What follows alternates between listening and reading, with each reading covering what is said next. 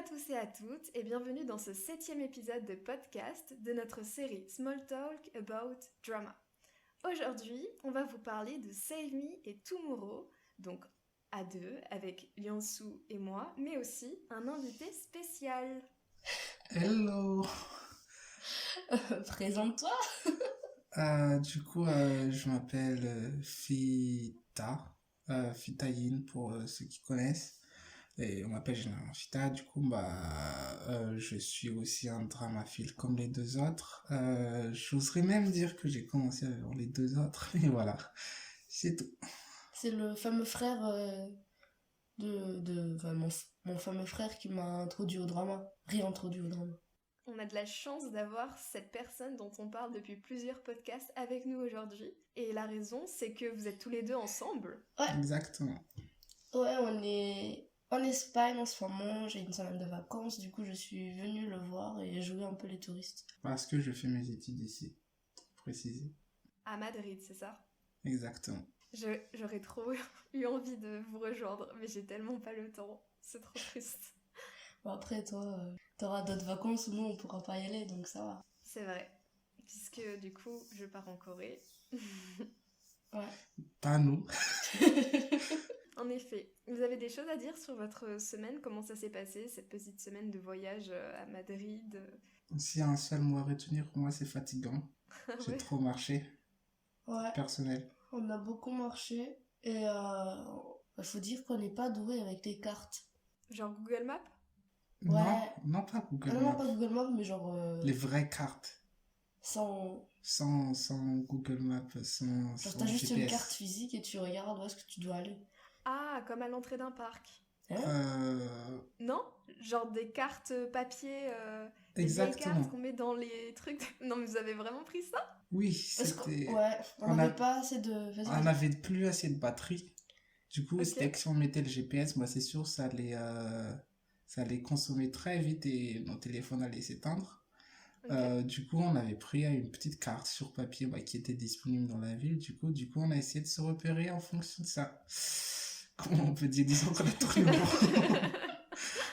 Oh, c'est fou. Au bout de la 3e fois où on tombe sur la même chose, on se dit mais non. Ah ouais, le sens de l'orientation n'est pas présent alors.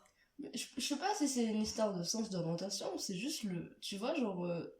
en gros, on doit aller dans un endroit où c'est haut. Et genre, tous les chemins mènent vers le bas, entre guillemets, tu vois. Et genre, en bas, il y a une grande église. Et je sais pas, quand tu descends, tu montes, tout ça, t'as une tendance à vouloir descendre plus vite et louper, du coup, un des chemins de sortie pour monter au bon endroit. Et tu retombes dans l'église, enfin, devant l'église. Ok, j'ai du mal à visualiser, mais je peux imaginer. Pour moi, c'est juste parce que le chemin le plus facile, c'est d'aller à l'église. Genre, peu importe où tu es, c'est hyper facile d'aller à l'église. Du coup, t'es genre hyper tenté d'aller dans cette direction. En gros, c'est une petite ville, Tolède, pour ceux qui connaissent. C'est un peu C'est comme quoi, le nom ? Carcassonne. Toledo en espagnol. Ah ok, mais c'est toujours à Madrid. Non, c'est non. pas à Madrid, c'est un peu excentré, je dirais. Je crois à 70 km, un truc dans le genre. Mais attends, vous êtes allé... Vous êtes sortis et tout, vous avez pris les transports en commun. Exactement, c'est ça, ouais. Waouh, c'est pour ça que vous êtes fatigués. Mais sinon, on ferait quoi ? Bah je me dis, à Madrid, il y a peut-être beaucoup de choses à faire pour une semaine. J'y suis jamais allée, donc je sais pas trop les En activités. soi, en vrai, de vrai, il y en a, mais je t'avoue que là... Ok, maintenant nous allons parler des deux dramas. Donc pour rappel, Save Me et Tomorrow. Donc pour commencer, je vais vite fait expliquer ce qu'est le drama Save Me. Donc c'est un drama un peu mystérieux, un peu thriller, qui donc est coréen, avec 16 épisodes. Donc ce drama, il est sorti en 2017 et on peut compter parmi les acteurs principaux Ok Taek-hyun, donc celui qui est chanteur dans 2PM et qui joue dans plusieurs autres dramas assez connus, Seo Ye-ji, qui joue dans d'autres dramas connus, notamment avec Kim Soo-hyun, le drama It's Okay to Not Be Okay, Cho Sung-ha, donc, qui est le gourou de ce drama, donc gourou, on reviendra dessus pourquoi, je ne sais pas dans quel drama il joue, et Woo Do-hwan, je sais pas comment tu le dis, Wodowan, je pense. qui joue dans d'autres dramas aussi, je sais pas lesquels par contre. Ouais, on pourra en parler après. Lui, je le connais bien, par contre. Ok, on en parlera un peu plus en détail après alors. Alors pour raconter rapidement l'histoire, c'est une jeune fille qui s'appelle Im Sang-mi, qui est jouée donc par So Ye-ji, et sa famille, ils vont déménager à Séoul, parce que le père, son entreprise, elle a fait faillite.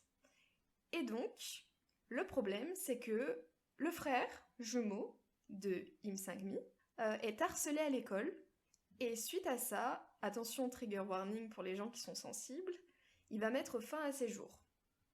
Et donc, évidemment, la famille va être dans un désespoir intense suite à la perte de leur unique fils. Voilà, mais il reste toujours la fille Im Sang-mi. Et en fait, petit à petit, il y a des gens qui vont les approcher et ils vont être embrigadés dans une secte religieuse qui s'appelle Go-So-Bon. Heureusement, Im Sang-mi, l'actrice principale, est bien entourée, notamment par une bande d'amis prêts à tout pour la secourir. Voilà pour le plot. Du coup, je vais parler de Tomorrow. N'hésite pas aussi à me couper comme ce que je viens de faire si jamais je dis n'importe quoi. Ça marche. Tomorrow, c'est du coup un drama qui est sorti l'année dernière, donc 2022. Il y a aussi 16 épisodes. A priori, c'était sorti uniquement sur Netflix. Je sais pas si c'était sorti à la télé au Corée. Donc c'est coréen du Sud. Et c'est un drama fantastique avec une combinaison de... Enfin, entre guillemets, de temps, genre dans le passé et maintenant. Genre il y a une partie qui est Johnson et partie 2022. Ouais, mais c'est surtout 2022. Ouais, bah la deuxième partie, il développe pas mal quand même ce qui s'est passé dans le passé. Ouais. Et du coup, c'est...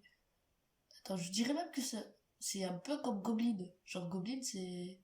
Je sais pas si t'as vu Goblin. J'ai vu les premiers épisodes.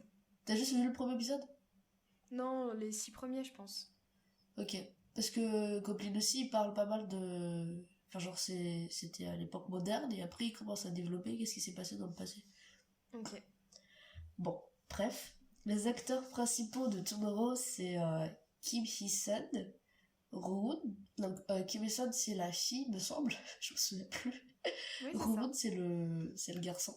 Après, il y a Lee Soo-hyuk, qui est pas un personnage principal directement, mais qui est hyper important. Il y a Yoon Ji-yeon, est tout le temps avec les deux acteurs dans la série. Enfin, avec Kim Si-yeon et Rowoon. Donc le synopsis, du coup on suit l'histoire d'un garçon qui s'appelle Choi Jong-woo, j'espère que je l'ai bien prononcé, du coup qui est joué par Rowoon, et c'est un jeune homme à la recherche d'emploi, et en venant à la rescousse d'un homme désirant mettre fin à ses jours, il tombe dans le coma. C'est dans le coma qu'il rencontre des faucheurs et faucheuses, donc Kook-yeon, joué par Kim Hee-sun, et Kim Ryong-gu, du coup joué par Yoon Ji-yeon. C'est difficile avec les noms, hein. Je suis sûre les gens vont se perdre si j'ai jamais vu le truc. Et ces deux derniers, du coup ces faucheurs là, comme mission, genre leur équipe, c'est la brigade de faucheurs qui empêche les gens de se suicider. Et afin de réduire son temps de coma, du coup, l'entreprise des faucheurs lui propose de rejoindre la team brigade des gens qui empêchent de suicider. Voilà. Et on va suivre dans l'histoire ouais, comment ce gars-là il va vivre du coup avec ces faucheurs-là, et il va voir la vie des gens. Il va devoir sauver avec les autres personnes qui ont envie de se suicider, quoi. T'as des choses à ajouter, Fitaïn? Non, pas spécialement. Je trouve que vous avez bien résumé les histoires. En gros, c'est deux dramas assez sombres, mais à leur manière, et qui peuvent apporter un peu de positif ou pas, selon les situations, dans ces trucs pas ouf. Moi, j'aurais pas qualifié Tomorrow de sombre. Bah ouais, mais ils traitent des sujets... Le sujet Ouais. n'est pas non plus Le un sujet sujet est joyeux, sombre, concrètement. mais il donne envie de vivre. Oui, il est un peu plus positif que Save Me est assez... Save Me, il est sombre. Ouais. Du coup, on va un peu développer ce qu'on en pense de ces deux dramas chacun, je pense. Et on va en discuter au fur et à mesure. Ouais, je propose à Fita de commencer à donner ton avis sur la série Save Me. Alors, d'accord, ok. Alors, qu'est-ce que j'en ai pensé de Save Me? Alors, de base, j'ai beaucoup aimé, j'ai vraiment beaucoup aimé, mais quand même, j'ai quelques réserves sur quelques trucs. Alors, tout d'abord, en fait, au début, je voulais pas trop regarder ce drama vu que j'avais peur, en fait, que ce soit un peu trop religieux et que ça allait être un peu perturbant, en fait. Comme j'ai dit, le drama en soi, il était très bien. Je conseillerais quand même, mine de rien, à tout le monde. Mais j'aurais aimé qu'il y ait un peu plus de profondeur dans l'agissement de la secte. Je m'explique. En gros, j'avais l'impression qu'il y avait les méchants, il y avait le méchant plutôt, à savoir le gourou en soi, et du coup, il y avait entre guillemets les victimes, mais en même temps, les méchants entre guillemets, vu qu'il y en avait, ils étaient des victimes de la secte, mais qui se transformaient quelque part en des gens qui forçaient les autres à rentrer dans leur secte et qui voulaient pas que les autres puissent partir de la secte. Mais j'aurais aimé que les volontés, en tout cas, qui guident la secte, soient un peu plus profondes que juste l'argent. Vu que, en fait, moi, en tout cas, j'aime bien le sujet général que l'histoire aborde, à savoir qu'en fait, chaque personne en soi a quelque part un désir d'appartenance, on va dire, à une communauté, ou même peut-être à une croyance, à quelque chose qui a l'impression que ça leur dépasse en fait. Après, c'est ce que j'ai pu comprendre dans la série, et que même en fait, les gens juste veulent y entrer en fait dans cette communauté, même si clairement ça leur fait du mal. Et je pense que ça c'est un bon point à souligner en regardant la série, c'est parce que ça nous révèle un peu, on va dire, dans la condition humaine en fait, à savoir se fixer à quelque chose même si c'est pas bon. Et je pense que ça doit nous éclairer en tant que dramaphile sur notre vie et de pas s'engager dans tout et n'importe quoi juste parce qu'il y a d'autres personnes à l'intérieur qui nous plaisent et juste parce que ça nous donne un semblant d'appartenance à quelque chose. Parce que peut-être que ça nous fait du mal par derrière en fait. Et l'exemple du père à la fin est très marquant, je trouve, que vous allez avoir si vous regardez le drama, que je vous conseille bien sûr. Ouais, je soulignerais qu'on a regardé le drama ensemble avec Hitae. Le père, il s'est fait vraiment embarquer pour ça, hein, parce qu'il croyait que quelqu'un qui... Enfin, il vient de perdre son entreprise, il vient de perdre son fils, et on lui raconte qu'il pourra retrouver son fils dans le bateau du sauvetage. Je sais pas comment s'appelle le truc en anglais, mais en français. Mais genre en mode, ils se retrouveront tous sur un peu comme le bateau de Noé, quoi. À l'arche de Noé, ils vont retrouver leur fils s'ils restent dans le secte, un truc comme ça. Et le gars, c'est le premier qui est tombé dans le piège et qui a ramené toute la famille, en fait. Pour moi, c'est le premier drama avec une notion de religion aussi présente que j'ai vu. Je ne connais pas d'autres, en fait. Je crois qu'il y en a deux ou trois sur les sectes, mais c'est les seuls que je connais de nom. Il y a un documentaire sur Netflix qui est sorti au mois d'avril, justement, sur une secte religieuse. Voilà, donc ça s'appelle Au nom de Dieu, les bourreaux de la foi. Et c'est où? C'est au Corée ou c'est à l'autre endroit? C'est en Corée sur Netflix, ouais, c'est un documentaire coréen sur Netflix. Ok, D'accord, c'est intéressant. intéressant. C'est quoi exactement au nom de Dieu? Les bourreaux de la foi. D'accord. C'est vraiment sorti il y a genre une semaine. Ok. Parce que moi, tu vois, genre, moi j'ai vu un film, du coup, jouer avec le gars qui s'appelle Woo Do-hwan, là. Ouais. Woo Do-hwan. Un des gars qui joue dans CFB. Et c'est un film qui traite la religion, mais qui parle aussi de secte, mais genre, c'est très rapide. C'est un film d'une heure et demie max. Et t'as pas le temps de développer quoi que ce soit. Mais là, vraiment, on a la notion, elle te présente vraiment dans les détails dans les 16 épisodes, je trouve. Il y a pas mal de dramas où on parle de sectes, il y a des gens qui se font embarquer dans des sectes, nanana, mais c'est genre généralement 20 minutes ou un épisode max. J'avais un exemple en tête, mais je sais pas c'est dans quel drama, du coup je peux pas... Du coup, pour moi, ce drama, il est perturbant. Quand je l'avais regardé, j'étais un peu comme Fitaïne, en fait, j'étais pas... J'étais en mode, j'ai mes croyances, j'ai pas envie de me faire... bouger, enfin genre comment bête, enfin genre je veux pas déstabiliser ce que je crois et tout, parce que du coup on voit les gens à l'intérieur, ils ont une folie contagieuse genre incroyable dans le secte quoi, genre ils sont tous fous, mais ils le sont tous, et même la fille elle fait pas exprès, mais genre elle se fait embarquer dans le truc, mais elle y croit quand même, tu vois, elle continue à croire en Dieu et tout, mais elle est pas au bon endroit. Mes parents étaient tellement aveuglés et ils continuaient à faire du mal à Sami, du coup. Par exemple, à un moment donné, bon, elle avait demandé plusieurs fois de pouvoir partir, mais ses parents lui ont dit non, mais ça va pas, tu veux pas voir ton frère et tout. J'ai un truc de spoil en tête, mais je pense que je vais pas le dire. Non, mais c'est vrai, c'est genre, c'est à un point où, genre, c'est leur fille unique et ils sont là en train de la céder, quoi. Ça va pas du tout la tête. Et le gourou aussi, enfin, le gourou il fait ça pour l'argent, mais ça se voit qu'il aime, il apprécie vraiment contrôler les autres personnes autour de lui. Genre, il voit que Sunmi n'est pas très très chaude dans le secte à un bout d'un moment et lui il continue à lui faire des choses, genre en mode t'es choisi, tu sais pas, nanani nanana, et la fille elle sait pas quoi en faire quoi. Après, moi je dirais qu'on ressent aussi de l'espoir dans le drama parce que il y a ces garçons-là, en fait, qui sont ceux qui essaient de sauver Sadmi, qui a tellement tenté, ils risquent leur vie juste pour sauver cette fille. Qu'à la base, c'est pas vraiment enfin, ils sont pas vraiment amis à la base, ils se connaissent juste un peu. Et ils s'attachent petit à petit, en fait, en essayant de sauver Sadmi dans ce sens-là. Même si je m'en souviens bien, je crois ils l'ont juste vue parce qu'ils étaient en mode, ah, elle est belle cette fille. Et après, ils se sont rendus compte qu'elle était en train de demander de l'aide. C'était dans une voiture, non? Ouais, ouais, elle voulait partir et elle a été rattrapée, il l'a mis dans une voiture et elle a vu les garçons et elle a dit genre sauve-moi, genre un truc comme ça, d'où le titre du drama et genre les gars ils étaient attends, qu'est-ce qu'elle vient de dire? Et en plus, Soyeji, quand elle a fait cette scène, je m'en souviens un peu, genre sa tête, genre ses yeux, genre ça se voyait le désespoir entier, genre. Bon, je kiffe cette actrice, elle a joué dans plein de dramas, Warren, Tenet Watchman, enfin je sais que les gens connaissent pas, mais Avocat sans foi ni loi, et du coup, comme tu as dit tout à l'heure, It's okay, it's not be okay. Elle sait très bien jouer, la fille. Bon, elle joue une fille de 16 ans dans l'histoire, mais elle sait bien le faire en mode je suis désespérée, aidez-moi, quoi. Je continue avec là où j'étais en train de parler de l'espoir. Genre, il y a l'espoir pour Sammy parce que il y a des gens qui captent qu'il y a quelque chose qui va pas, parce qu'elle est entourée de gens qui croient que c'est elle qui est pas bien.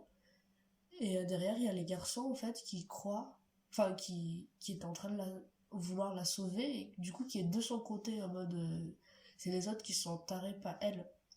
Oui. Donc ça l'a beaucoup réconforté dans l'histoire. Je pense que si elle a toujours tenu jusqu'à la fin dans le drama, c'est parce qu'elle savait que ces gens existaient. Parce qu'au final, elle est dans une secte, elle est entourée de gens qui ont une certaine manière de penser, et elle commence à se dire que cette manière de penser, c'est la norme. Mais dès que tu sors de ce cadre, en fait, bah, tu te rends compte que les gens pensent d'une toute autre manière, et que justement, ce qu'ils font dans la secte, c'est des trucs ignobles, de manipulation, etc. Et il y a les garçons qui sont là pour lui dire mais non, c'est pas comme ça dans la vraie vie, Ouais. en dehors de ce cadre-là. Non mais c'est parce qu'elle a quand même elle a duré 3 ans dans le drama avant de pouvoir voir les autres là, pouvoir être sauvée par les autres. Il y a 3 ans plus quelques mois enfin que les garçons ont essayé de le sauver. Elle a tenu droit pendant tout ce truc, même si elle a vécu vraiment dans une vie sectaire, elle capte qu'il y a un truc pas bien quoi, ce qui est pas le cas des autres personnes.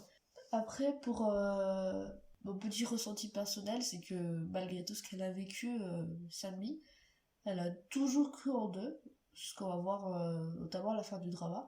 Et ça me parle directement parce que genre parce que c'est pas les gens en fait qui déterminent genre la foi de la fille sur sa croyance sur Dieu. C'est pas ce qui se passe autour d'elle, c'est ce qu'elle croit de base. Et ça je trouvais très bien parce que ça me parle directement. En mode, elle peut croire en Dieu, mais la secte la fait croire d'une mauvaise façon en Dieu, mais heureusement elle garde sa foi malgré tout. Ouais, moi je veux dire, c'est qu'en fait, si tu subis tellement de choses comme ça, il y a beaucoup de gens qui vont dire non, mais c'est pas possible, Dieu n'existe pas, pourquoi je subirais tout ça, tu vois. Et elle était toujours en mode non, c'est juste ces gens qui sont tarés. Genre, ça n'a rien à voir avec Dieu. Enfin, c'est comme ça que je l'ai vu. Après, je sais pas si les autres personnes auraient une autre vision en mode elle a toujours gardé son espoir jusqu'à la fin en croyant en Dieu, j'en sais rien. Mais on la voit en train de prier en mode c'est Dieu. Je crois que c'est une des scènes finales, non? Enfin, genre vers la Ouais, ouais, fin. c'est tout à la fin, ouais, c'est dans le dernier épisode. C'est pas même la dernière scène, ça. La dernière scène, elle sort et elle dit un truc du genre Dieu existe encore ou je sais pas quoi, un truc comme ça, je sais plus ce qu'elle dit, mais un délire du genre. Je m'en souviens plus. Concernant les acteurs, il y a un second lead, un first lead masculin. Fita, tu es ravie d'être dans cet épisode. Exactement. Oula. What? Mais L'ironie. Myung-soo, Ok. Ouais. Myung-soo, je sais que toi t'es pour le second lead. Et d'ailleurs, tout le long du drama, on sait pas c'est qui le premier et c'est qui le second lead parce que les deux, genre, ils sont au même plan. Ah, pour moi, il y en a pas. Il y a pas de lead. Ouais. Au niveau des mecs, en vrai, ils sont assez sur le même plan. Mais à la fin, j'ai l'impression qu'elle a quand même une préférence pour celui que moi je préfère, mais pas celui que toi tu préfères du coup.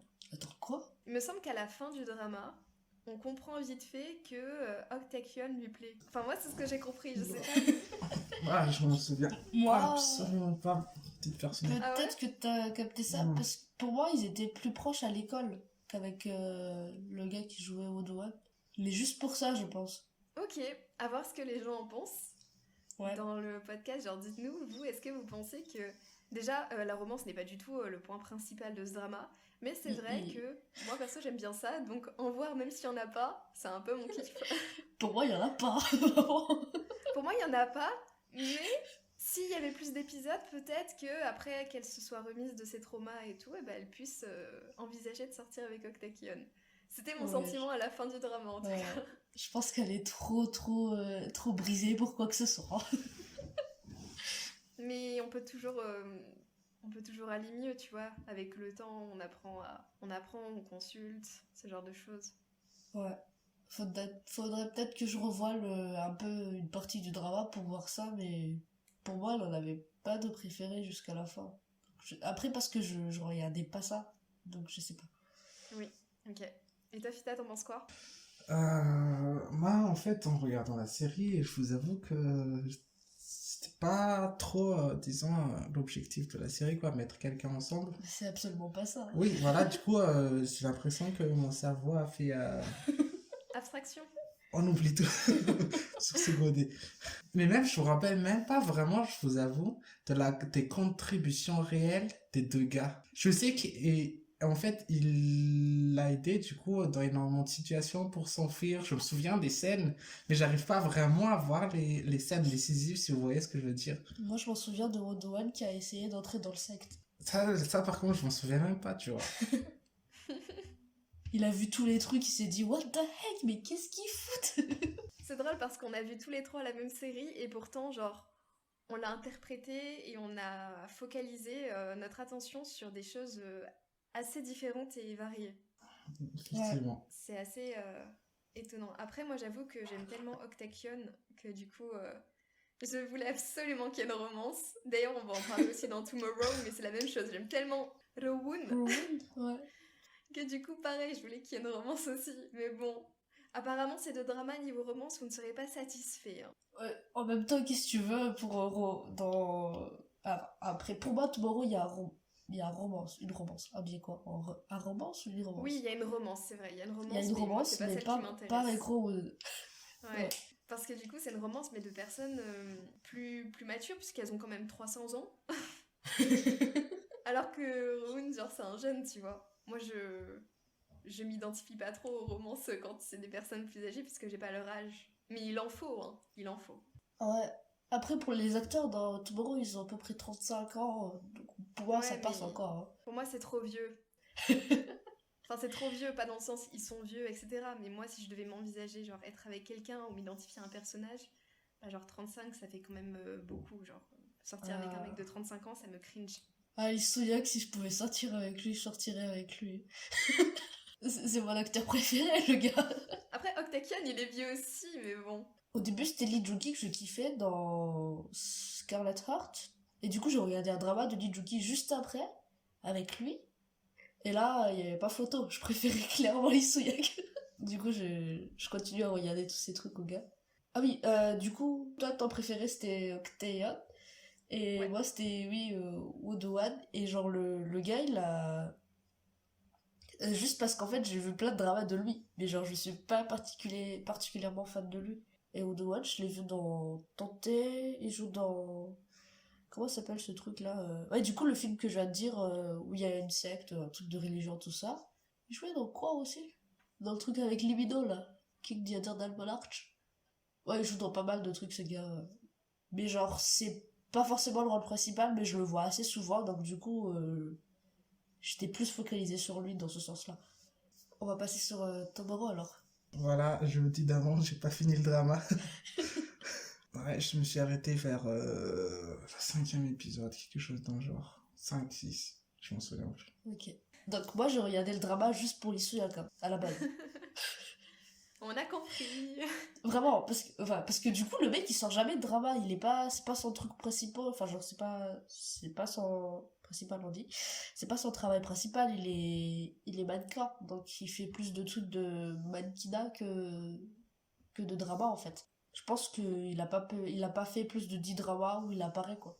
J'ai regardé pour lui, mais aussi quand je me suis rendu compte que c'est un drama type fantastique, et moi, mon style de base, dans toutes les séries confondues, que ce soit coréenne, chinoise, américaine, tout ce que vous voulez, c'est les choses qui sont fantastiques. Et du coup, dans ce drama, on a les deux espaces temporels, comme on a dit au tout début.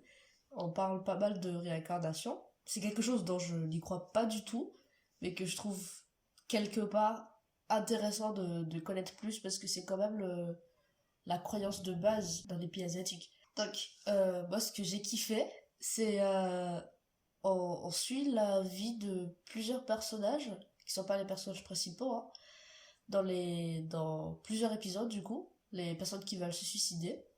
Les gars, là, ils essaient enfin, la brigade contre la suicide, là, des faucheurs, ils essaient de pouvoir trouver que serait-ce que juste un tout petit peu de lueur d'espoir pour que les gens qui veulent se suicider ne veulent plus se suicider. On va voir que la personnage là principale, Kurion, elle se bat pour sauver ces vies-là. De base, elle doit sauver beaucoup plus de vies, je crois, un délire comme ça, sinon le groupe enfin son équipe sera dissoute. Et c'est quelque chose de très important pour elle. On verra pourquoi. Parce qu'en fait, dans sa vie passée, donc avant qu'elle devienne faucheuse, elle a été en face de toute cette histoire de suicide, donc elle est plus sensible par rapport aux gens qui veulent se suicider, quoi. Et c'est quelque chose que du coup, le personnage de Isuyuk, dont j'ai totalement oublié le nom, mais c'est un des faucheurs, Isuyuk c'est un autre faucheur qui n'est pas dans la même équipe, mais qui viennent prendre les personnes qui sont déjà mortes, hein. Lui, il comprend absolument pas pourquoi c'est important d'essayer de sauver les gens qui veulent se suicider, parce que il voit qu'à chaque fois, l'équipe de Kurion, il sauve des gens, mais genre juste un tout petit peu, tu vois, genre il lui donne juste pas grand chose pour qu'il puisse ne plus avoir envie de se suicider. Par exemple, il y avait un des gars, il lui en donnait du poulet frit. Et le gars, il avait plus envie de se suicider, il avait envie de manger le poulet frit. Et pour le personnage de Isuyak, c'est tellement aberrant parce que tu te dis, mais comment ça se fait que ces gens, ils ont tellement envie de se suicider? Et genre, à rien du tout comme ça leur accroche à la vie. Et genre, ils se rendent pas compte que la vie est un cadeau, quoi. Genre, typiquement, enfin, dans la série, quand tu te suicides, t'es pas sauvé, hein. Genre, tu subis la punition parce que t'es en train de prendre ta vie, quoi. Genre, on te donne un cadeau et tu la détruis. Et ça, c'est punissable dans l'histoire. Même, je crois qu'ils ont dit que c'est le péché le plus grand commis par les gens, parce que c'est le péché qu'ils commettent contre eux-mêmes. Et Isuyuk, le personnage de Suyuk, tout au long, il s'énerve contre ça. Et du coup, on va comprendre plus tard pourquoi il s'énerve contre ça. Du coup, ce sera par rapport à l'histoire de ce qu'il a vécu avant. Ce sera un peu détaillé aussi. Donc moi, je comprends totalement les deux visions, hein, dans l'histoire. Je comprends le personnage qui dit mais qu'est-ce qui va pas, c'est chez eux qui veulent se suicider, alors qu'en fait, il y a rien du tout qui leur permette de vivre, alors que la vie, c'est un cadeau. Et je comprends aussi le côté qui dit mais en fait, ils n'arrivent plus à trouver quoi que ce soit pour s'y accrocher. Donc tu lui donnes peu importe ce que ce soit, genre ils vont s'y accrocher, quoi. Et pour moi, je sais pas s'il y en a un des deux qui... Pour moi, il y a aucun des deux qui a raison. En fait, je pense que c'est un juste milieu qu'il faut, parce que les deux sont vraiment extrêmes. Comment dire, la brigade avec Kurion, du coup, elle s'acharne pour sauver des gens. Et je sais pas si ils ont raté des gens. Ouais, au tout début, ils ont raté des personnes pour sauver parce qu'ils vont un peu trop fort. Genre, les premières scènes qu'on lui voit, ils sont en train de vouloir créer un accident de voiture aux gens qui veulent se suicider en mode tu veux encore mourir? Je trouve ça vraiment horrible comme méthode à faire. C'est vrai qu'il y a des méthodes assez dures. Oui, oui, c'est des méthodes hyper dures. Et en fait, entre les deux, moi, j'ai... C'est pour ça, genre, pour moi, aucun des deux a raison, parce que l'autre, elle est assez obsessionnelle par rapport à ça, parce que ça lui touche. Et pareil pour le personnage d'Issuya, que ça leur touche tous les deux de la différente manière, en fait. Mais du coup, c'est intéressant de voir dans l'histoire pourquoi ils pensent comme ça, parce que ça sera pas expliqué directement. Et c'est pour ça qu'il y a le personnage de Robun qui apparaît, Ouais. du coup, pour être un peu ce juste milieu dont tu parles. Ouais, ouais, il est clairement le juste milieu, parce que le gars, il va pas essayer de juste dire, genre, ouais, te suicide pas, s'il te plaît. Il va aller jusqu'à aller dans les détails des vies des gens, et en vrai, ça l'affecte beaucoup. Je pense que s'il devait retenir tous les souvenirs de son combat quand il serait réveillé, il aurait pas... il aurait été pas bien, ce gars. Il est sensible. Ouais. Bah, pour plein de raisons, en fait, sa sensibilité peut créer des problèmes. Hein. Genre, le gars, il est en mode, mais ouais, on doit faire ça. Du coup, il ne respecte plus les lois. Alors qu'il y a des lois qu'il faut pas casser, quoi. Genre, ça crée des problèmes et tout. Donc, c'est quelque chose qu'ils vont faire à un moment donné où il a demandé à Kurion de faire un truc qui était contre la loi des faucheurs. Et elle s'est retrouvée punie. Après, il y a aussi l'autre personnage qu'on n'en parle pas trop, mais lui, il est devenu faucheur pour une raison. Du coup, c'était par rapport à sa copine, et du coup, on voit un peu son histoire en parallèle. C'était joli. C'est une romance. Mais du coup, le gars, il va voir sa copine se réincarner et pas avec lui. Et c'est très triste, je trouve, parce que... Je sais pas, c'est triste pour lui parce que le gars, il doit voir son ancienne copine, du coup, vivre sa vie et tout sans lui. Voilà. Ouais, mais elle est heureuse, donc il est content. Ouais, il était content, mais en même temps, il avait peur à chaque fois qu'il lui passe quelque chose, du coup, qu'il lui arrive quelque chose. Donc, il était genre en mode garde. Genre, il suivait pas mal la vie de la fille. Est-ce que Fitaïn, le fait d'entendre tout ça, ça t'a rappelé des souvenirs sur la série et t'aimerais ajouter des choses? Oui et non. Ça veut dire quoi, ça? Bah, disons, en soi, je m'en souviens à peu près, en fait, juste de quels sont les sujets abordés. Je me rappelle vaguement des premiers épisodes, mais je sais pas si c'était les premiers épisodes dont vous avez parlé tout à l'heure ou pas. Je pense que c'est un peu mélangé. Mélangé, Ouais, mélangé. voilà. Du coup, je vous avoue que non, pas trop. Moi, je me suis arrêté, je m'en souviens, sur un... Vu qu'au début, on m'en souvient que c'était une histoire par épisode. Oui. Et après, à un moment donné, il y avait une histoire qui s'étalait sur 2 épisodes. Ouais. Et je me suis arrêté là, après la première partie. Ok, ouais, c'est vers les 5e épisodes, je pense. Vu qu'en fait, je trouvais, je sais pas, en fait, j'aimais beaucoup la série, mais là, c'était un peu long. Du coup, je me suis un peu détaché. Je me suis dit, je reprendrai juste après, dans quelques jours. Bah, comme vous avez pu remarquer, j'ai toujours pas repris la série. Je devrais, effectivement. Mais là, du coup, pour ça, il faudrait que je reprenne la série depuis le début, en fait. Ouais. Et ça aussi, je dois dire qu'il y a un peu une manque de motivation. Bah oui, reprendre 5 épisodes de 1 heure que t'as déjà vu, vas-y, ouais. c'est chaud. Je pense qu'il faut juste regarder les dernières minutes du dernier épisode, un truc comme ça. Ouais, ça va te rappeler assez de choses, je pense. Ouais. Et puis c'est des épisodes quand même assez indépendants. À partir du moment où tu sais que le mec il les aide, les épisodes peuvent se voir de manière séparée. Effectivement. Ouais. Ce qu'on a dit, hein, une histoire, c'est un épisode, c'est une histoire en général. Donc bon. Moi, ce que je me dis dans cette histoire, c'est qu'en gros ils l'ont sauvé. Enfin, genre, les gens, ils ont plus envie de se suicider à un instant T. Mais qu'en est-il du futur? Ouais, parce que du coup, on les suit plus après. En fait, il y a plein de choses moi, que j'ai trouvé assez bizarres par rapport au fonctionnement de comment ça marche. En fait, j'ai bien aimé personnellement, mais j'étais pas impliquée de ouf parce qu'il y a plein de trucs que je trouvais pas très cohérents par rapport au système d'après la mort. J'ai eu du mal à m'y accrocher et à comprendre. Donc du coup, ça fait que je sais qu'il y a beaucoup de gens qui ont adoré la série. Et notamment parce que ça traite plein de sujets. Hein. On a vu, ça traite les femmes de... Comment ça s'appelle? Qui ont été traumatisées par la guerre avec le Japon. Genre, elles ont un peu servi d'esclaves sexuels et tout. Il y a aussi le harcèlement au travail, les problèmes d'alimentation, les troubles alimentaires. Ouais. À l'école, les enfants, enfin, le stress des parents par rapport aux enfants pour leur donner de la nourriture et tout. Il y avait quoi d'autre aussi? Il y a plein de sujets Sur ça, moi, j'ai kiffé le drama pour ça. Pour moi, il devait en faire plus. Parce que je pense qu'il y a encore plein de sujets, ouais. Notamment le fait que, bah, comme tu dis, comme on aborde plein de sujets et qu'en général ça fait qu'un épisode, même si je crois il y a des histoires qui durent 2 épisodes, bah du coup on en parle mais que de manière assez superficielle. Et Ouais, j'étais pas tout le temps satisfaite par la manière dont c'était résolu par les protagonistes, par rapport au fait que bah il suffit de ça pour que ce soit ok, mais après il se passe quoi en fait? Parce que là t'as réussi à le sauver à ce moment-là, mais il va reprendre sa vie ouais, quotidienne. Comment ça va se passer? Il y a ouais. des situations qui n'étaient pas totalement arrangées et qui m'ont pas interpellée, voilà. Le personnage du Sueux qu'il aimait pas ça, il me semble, hein, parce qu'il s'est dit, ouais, tu le sauves aujourd'hui, qu'en est-il de demain, quoi, genre, tu veux pas faire ça en boucle? Et du coup, la fille a dit, oui, s'il le faut, je le ferai. Et puis surtout genre tu sais c'est des facteurs extérieurs qui rentrent dans la vie des gens pour les aider. Mais du coup, les gens ils vont s'y attacher, puis ils vont disparaître à nouveau pour s'occuper d'autres personnes parce que c'est juste une brigade anti-suicide.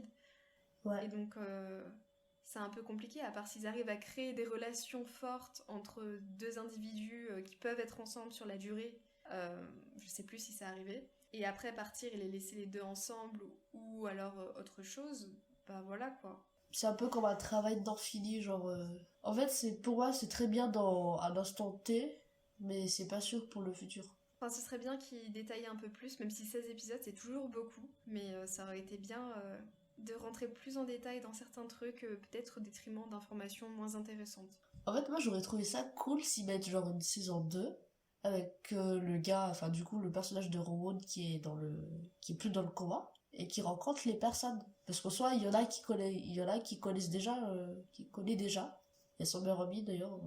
Je crois que c'était traité au deuxième épisode, hein. Ouais, c'est vrai. Mais justement, ils en parlent pas et du coup, c'est triste parce que la fin est assez brutale.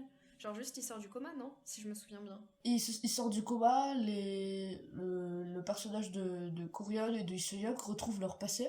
Enfin, ils comprennent ce qui s'est passé dans le passé. Oui, parce qu'ils avaient oublié Ouais, et il me semble que Kurion, elle finit du coup son... son contrat. Ouais, c'est son contrat, donc je sais pas si la brigade contre le suicide continue à exister ou pas, je m'en souviens plus. Je sais plus non plus comment ça se finit exactement. Enfin, là, on dit comment ça se passe, mais en vrai, c'est.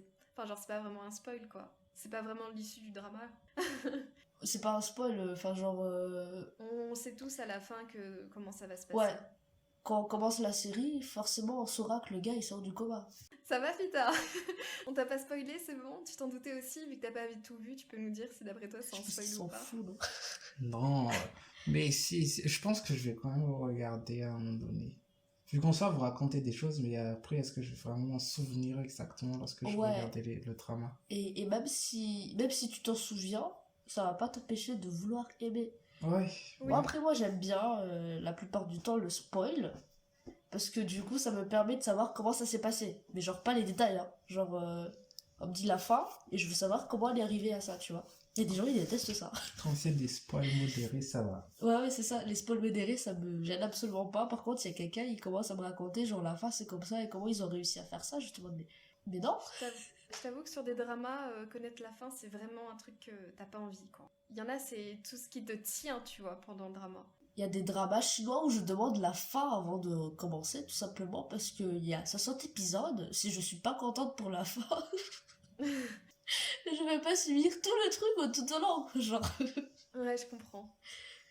Mais du coup, pour en revenir à Tomorrow, je pense que même si on connaît à peu près les histoires, à peu près ce dont ça parle, etc., ce qui est surtout intéressant et qui fait la force du drama, c'est le fait de pouvoir les vivre avec les personnages et de pouvoir voir le jeu d'acteurs, pleurer avec eux et rentrer dans la vie de manière plus détaillée que nous, ce qu'on vient de faire en parlant superficiellement. Ouais. Mhm.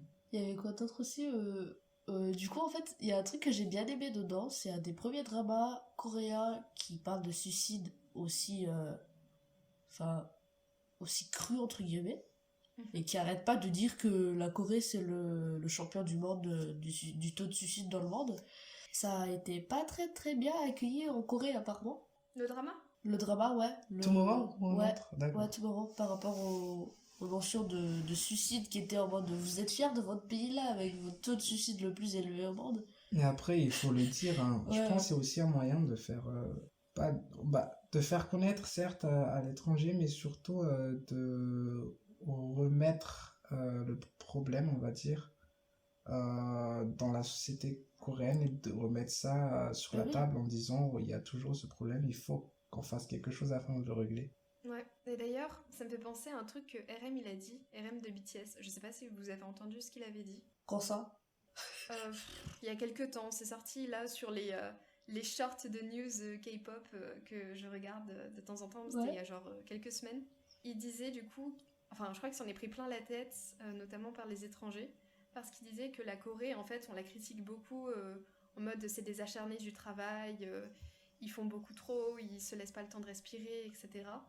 Et en fait, tout ça, c'est dû notamment au fait que bah, ils ont été beaucoup colonisés en quelque sorte. Enfin, Ouais. ils ont pris de plein fouet les conséquences du colonialisme sur eux et le fait de devoir faire ses preuves, de devoir prouver sa valeur, de devoir montrer qu'ils sont à la hauteur, etc. Ça demande qu'ils fassent beaucoup, beaucoup de choses et ils ont un peu cette pression constante de devoir D'être le meilleur, tu veux dire. pas forcément d'être les meilleurs, mais au moins de rattraper leur retard et de plus se laisser taper sur les doigts par d'autres pays. Mais je pense que ça, c'est un problème intrinsèque des pays asiatiques. Ouais, c'est juste. Dans le sens où, en réalité, les Chinois, voire les Japonais aussi, ils Ils ont ont pas de tous un peu les problème. mêmes problèmes. Et si ça se trouve, le taux de suicide est plus élevé en Chine, mais on en a aucune idée. Ah ouais, et Oui, par les données exemple, ne sont pas données. Hein. ouais. Ouais. Au Japon, clairement, ils travaillent beaucoup alors que ça n'a jamais été un pays colonisé, je crois. Ouais, aussi colonisé Aussi que la Corée, colonisé quoi. que la Corée. Ouais. Oui, bah justement, le Japon, il a eu une influence sur la Corée. Ouais, et la Chine, pareil. Hein. La Chine, j'arrive pas à voir qui a colonisé la Chine à un moment donné. Hein. Le Japon, une partie, mais c'est tout, je crois. Ouais, bon, après, il faudrait voir parce que les connaissances historiques sur ça, perso, j'ai pas envie de m'avancer. Je suis sûre qu'il y a des gens qui sont super forts pour ça, mais moi, j'y connais rien. Non, mais c'est sûr, la Corée, ils ont été beaucoup indexés. Enfin, genre, il y avait Plus beaucoup. que les autres. En tout Ouais, cas, plus que les autres, parce qu'il y avait la Chine sur eux pendant longtemps. Et d'ailleurs, ils ont toujours des problèmes. Enfin, je sais pas par rapport à l'histoire, mais ils se battent sur ça. Hein, tu vois, genre par exemple, le chapeau des Coréens, là, il y a des Chinois qui disent que c'est Chinois à la base et que c'est les Coréens qui l'ont pris. Et il y en a qui disent le contraire, tu vois. Et surtout qu'à un moment donné, il y a les rois. Du coup, les premiers rois de la dynastie Joseon en Corée, c'est des descendants de Chinois. J'espère que je dis pas de bêtises, mais j'ai bien compris ça. Donc. Après, il faut bien qu'il y ait des descendants de quelque chose, tu vois, pour que toutes les zones soient peuplées. Ouais, mais je pense que c'est pas très très loin. Hein. Genre, c'est genre au bout de la deuxième génération, un truc comme ça. Ah Ouais. ouais, ok. Parce qu'ils ont des cousins chinois, je crois, il y avait un délire comme ça. Et après, ça, c'est normal. Ouais.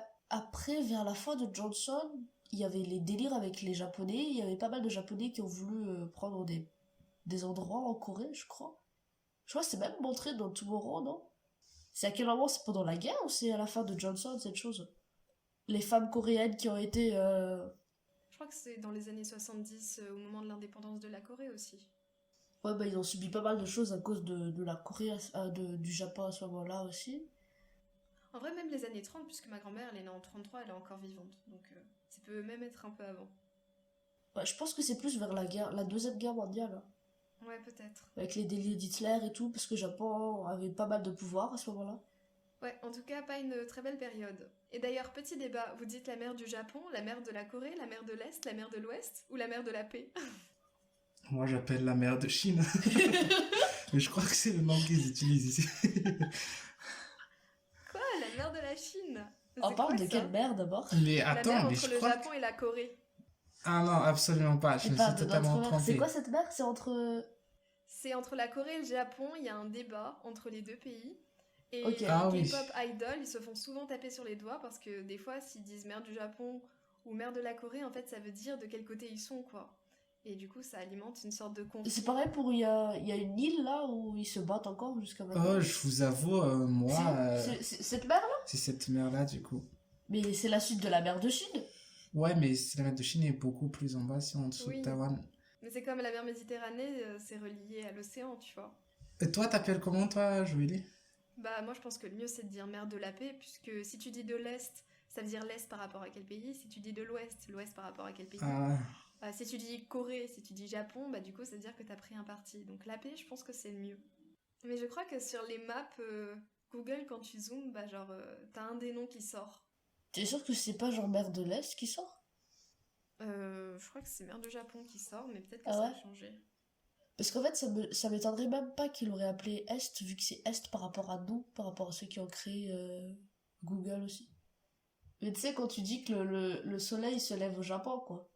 Et qu'il se lève à l'Est. Donc tout ce qui est à l'Est, est à l'Est. Oui, sur Google Maps, c'est la mer du Japon. D'accord. Voilà. Et d'ailleurs, elle est entre la Corée du Nord, la Corée du Sud et le Japon. Et c'est assez fermé quand même, donc je comprends qu'on appelle ça une mer. Mais bon, voilà, sur Google Maps, c'est la mer du Japon, alors que ça fait débat. Je me demande si sur Naver, c'est aussi la mer du Japon, du coup. tu utilises Je Naver? devrais pas. Bah, il faut bien, je pars en Corée, il va falloir que je l'utilise. J'ai juste installé. Effectivement. Tu pars quand déjà? Je pars du 16 mai au 8 juin. 16 mai au 8 juin. Ouais. C'est dans moins d'un mois, du coup. Si un peu plus d'un mois, en vrai. C'est Ouais. un peu long. Attends, 16 mai jusqu'au 6 juin, c'est qu'à... Ouais, 8 juin. Ouais, ça fait 3 semaines. 3 semaines. East Sea, c'est la mer de l'Est, mais la mer de l'Est Ouais. par rapport, du coup, à la À, Corée. Corée. à la Corée. Après ce petit interlude sur la mer de la paix, j'ai décidé de l'appeler comme ça. Après, si vous avez un autre nom à proposer, n'hésitez pas dans les trucs du sondage. Eh bien, on va vous laisser. J'espère que cet épisode vous a plu, donc sur nos avis sur Tomorrow et Save Me.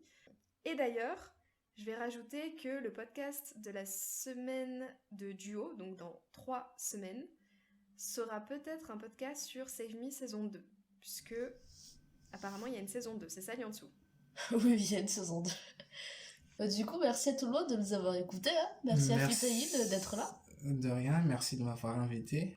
Et Trop bien. je vous souhaite une très bonne continuation dans votre série de podcasts et puissiez-vous réussir, puissiez-vous percer, puissiez-vous gagner beaucoup d'argent. Voilà. En tout cas, Vita, si tu as envie de revenir, peut-être que tu pourras, si tu veux proposer un drama ou quelque chose comme ça dont tu as vraiment envie de parler, peut-être que Ça Liansu marche. et moi n'aurions pas vu. Comme ça, bah, tu peux nous donner envie de le regarder et aussi à ceux qui nous écoutent et à celles qui nous écoutent. Bien sûr, bien sûr. Donc, on vous dit au revoir et à la prochaine. Au revoir, passez une excellente matinée, journée, fin de soirée. J'ai tout dit ça. Oui.